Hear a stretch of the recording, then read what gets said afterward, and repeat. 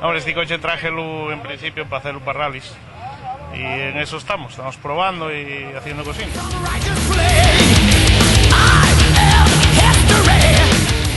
Los coches van igual de bien. Este quizá por lo rápido igual va un poquitín mejor para rallies y demás. Pero bueno, en principio es lo mismo.